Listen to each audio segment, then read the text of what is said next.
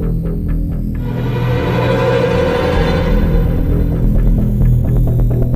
बच्चों, welcome to UCC classes.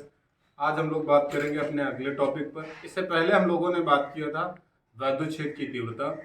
वैद्युत क्षेत्र की तीव्रता के कुछ न्यूमेरिकल लगाए थे। आज हम लोग बात करेंगे एक समान वैद्युत क्षेत्र में आवेशित कण की गति। अगला टॉपिक हमारा है एक समान वैद्युत क्षेत्र में आवेशित कण की गति।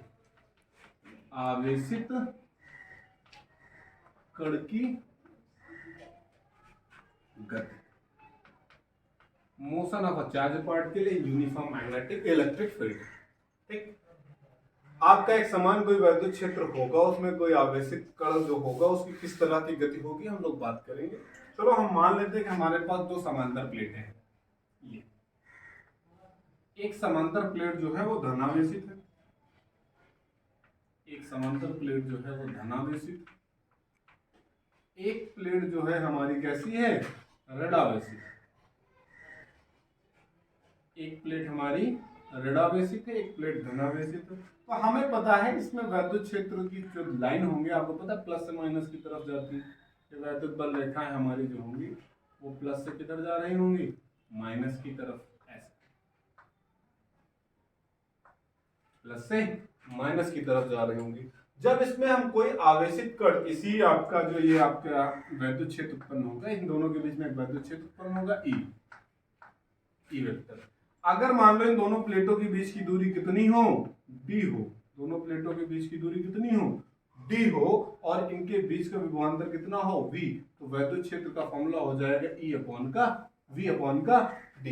ई बराबर वी अपॉन का डी। और जब इसमें कोई हम लोग आवेश लाते हैं, कोई आवेशित कण लाते हैं, मान लो कि हमने कोई एक धनावेश लेके आए, ये हमारा पॉजिटिव चार्ज है, तो ये पॉजिटिव चार्ज के ऊपर एक बल लगने लगता है।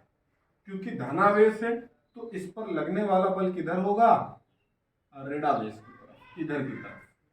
धन आवेश है इसलिए इसका आवेश किधर होगा, ऋण प्लेट की तरफ होगा, माइनस की तरफ होगा। इसका मतलब है कि धन आवेशित कण जो होता है वो वैद्युत बल रेखाओं की दिशा में गति करता है। उसका त्वरण जो होगा वो वैद्युत बल रेखाओं की दिशा में होगा, क्योंकि उस पर लगने वाला बल वैद्युत बल रेखाओं, जिधर वैद्युत बल रेखाएं जा रही होंगी उधर ही लग रहा होगा धन आवेश पर। और कितना लग रहा होगा, क्योंकि हमने ये बात पढ़ा है, ई बराबर हमारा फॉर्मूला होता है एफ अपॉन का क्यू।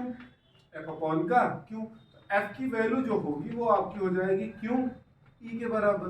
किसके, क्यू ई के बराबर। तो इसका मतलब इसके ऊपर बल लग रहा होगा एफ बराबर का क्यू ई।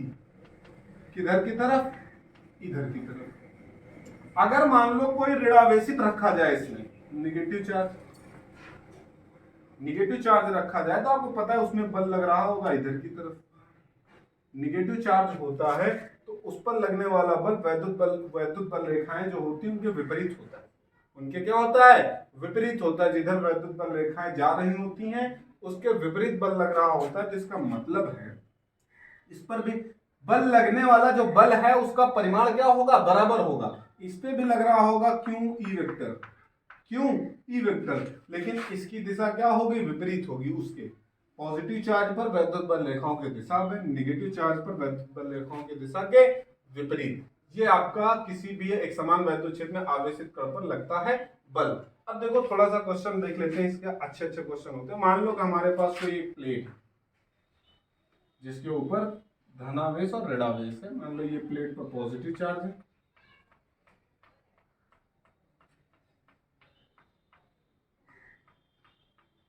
ये आपकी प्लेट जो है वो निगेटिव चार्ज है। ये हमारा एक क्वेश्चन। आपको पता है इसमें वैद्युत बल रेखाएं जो होंगी उसकी दिशा जो होगी वो प्लस से माइनस की तरफ। ये क्षैतिज समांतर पे रखें, क्षैतिज ही समांतर है, ठीक। ऐसे वैद्युत बल रेखाओं की दिशा होगी। अब मान लो कि इसमें हम कोई एक तेल की बूंद डाल रहे हैं, ऐसी तेल की बूंद डाल रहे हैं, इसमें कोई हमने एक तेल की बूंद को डाला तो तेल की बूंद यहाँ पर आ गई। ऐसी तेल की बूंद है जिसमें n इलेक्ट्रॉन क्या है, अधिक है। n इलेक्ट्रॉन क्या है, अधिक। इसमें इलेक्ट्रॉनों की संख्या क्या है, ज्यादा। ये एक तेल की बूंद है जिसमें इलेक्ट्रॉन क्या है, ज्यादा है, उनकी संख्या कितनी है, n। तो आपको पता है अगर इसमें n इलेक्ट्रॉनों की संख्या क्या है, ज्यादा है, तो इसका आवेश कितना होगा, इसका आवेश हो चुका होगा Ne। इलेक्ट्रॉन ज्यादा है तो वो भी कैसा चार्ज होगा, निगेटिव। अगर नेगेटिव चार्ज होगा तो इसके ऊपर एक बल लग रहा होगा ऊपर की तरफ, कितना, क्यू ई होता, क्यू की जगह कितना, एन ई, तो इसका मतलब ऊपर की तरफ बल लग रहा होगा एन ई ई, एन ई ई। और नीचे लग रहा होगा कितना लग रहा होगा नीचे, क्योंकि जमीन की तरफ है, इसका द्रव्यमान मान लो m है, तो इसका लग रहा होगा mg। कितना लग रहा होगा नीचे, mg, पृथ्वी की तरफ। तो अगर ये संतुलित है, अगर किसी आवेशित कण, किसी एक समान वैद्युत क्षेत्र में कोई हम लोग तेल की बूंद डालते हैं और वो तेल की बूंद क्या हो जाती है, उसमें लटक जाती है, तो इसका ये मतलब है कि उस पर लगने वाला वैद्युत बल और नीचे जो गुरुत्वीय बल लग रहा है, दोनों का क्या है, मान बराबर हो गया, तभी ये क्या है, साम्य अवस्था में। तो अगर ऐसा है तो आपको पता है कि फॉर्मूला आपका mg जो होगा वो किसके बराबर हो जाएगा, Ne के।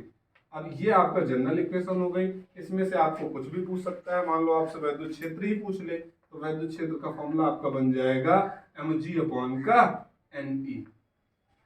या वैद्युत क्षेत्र दे रखा हो, n के बारे में पूछ ले, तो आपका n is equal to formula क्या हो जाएगा, mg अपॉन का E।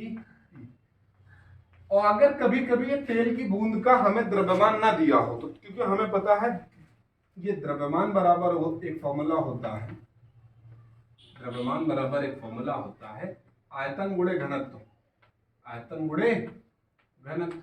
और जो ये आपकी तेल की बूंद होगी ये गोलाकार होगी, और गोले का आयतन जो होता है वो कितना होता है, 4/3 पाई आर क्यूब, और घनत्व मान लो कितना है, रो।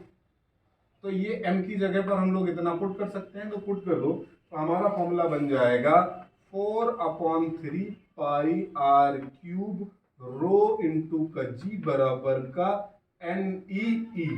अगर इसमें आपसे पूछ लिया जाए कि गोले की त्रिज्या बताओ, जो कि ज्यादा पूछा जाता है, तो आर क्यूब बराबर फॉर्मूला बन जाएगा 3NEE अपॉन का 4 पाई रो जी। ये आपका क्या बन जाएगा, गोले की त्रिज्या। ये जो तेल की बूंद है इसकी त्रिज्या का सूत्र ये बन जाएगा। अगर इसी में आपसे n पूछ रहा हो, e पूछ रहा हो, तो आप आसानी से n और e निकाल सकते हो।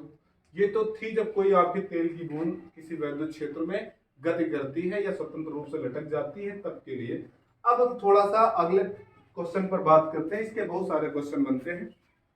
थोड़ा सा अगला क्वेश्चन लेते हैं।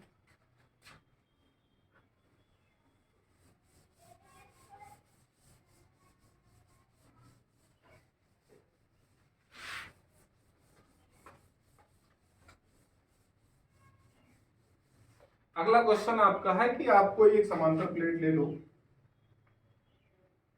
आपने कोई एक समांतर प्लेट ले लिया, ये इसके ऊपर धनावेश चार्ज है,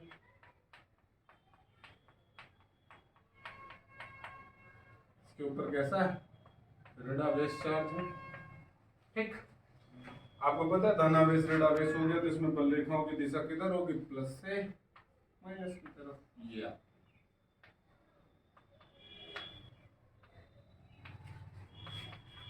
दोनों के बीच एक समान वैद्युत क्षेत्र E स्थापित हो रहा है।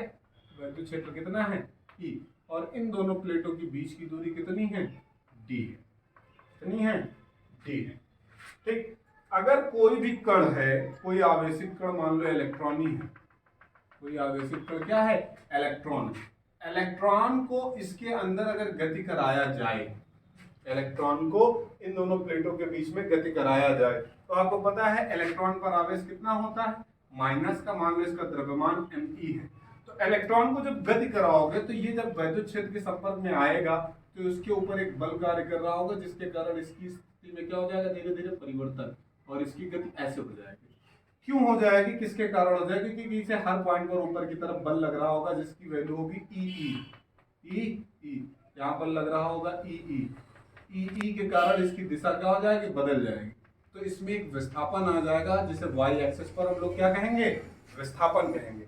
अगर यहाँ पर हम निकालें त्वरण, क्योंकि इसके ऊपर जो बल लग रहा है वो बल का मान कितना है, E और E वेक्टर, तो तो हम बताएं कि अगर हमें बताओ कि इसके अंदर इलेक्ट्रॉन का त्वरण कितना हुआ, तो हमें पता है न्यूटन के द्वितीय नियम के अनुसार F इज इक्वल टू क्या होता है, ma/e। तो हमें निकालना है त्वरण, तो त्वरण का फॉर्मूला हमारा हो जाएगा e बाई का m, e बाई का m। ये जब कोई आवेशित कण जब किसी वैद्युत क्षेत्र, समान वैद्युत क्षेत्र में गति करता है तो इसमें इतना त्वरण उत्पन्न होता है। अगर हम आपसे पूछे कि बताओ ये वाई एक्सिस पर इसका विस्थापन कितना होगा, ये उधर की तरफ गति कर रहा है ना, ऊपर की तरफ ऐसे जा रहा है, ठीक, तो विस्थापन कैसा हुआ, तो विस्थापन के लिए आपको पता है, आप गति का दूसरा नियम लगाओ जिसका फॉर्मूला था S is equal to ut plus का half at square, ut plus का हाफ at स्क्वायर। मान लो यहाँ पर इलेक्ट्रॉन का जो वेग है वो कितना है v, तो यहाँ से लगाओ क्योंकि y एक्सिस पर विस्थापन हुआ, y बोलेंगे हम लोग, तो y is equal to formula हो जाएगा, इनिशियल वेलोसिटी 0 थी इनटू का t, तो ये तो 0 हो जाएगा ना, और हाफ a का मान हमें पता है e बाई का क्या है m, तो e बाई का m इनटू का क्या है t स्क्वायर, इनटू का क्या है t स्क्वायर। ये हमारा हो गया y एक्सिस पर विस्थापन।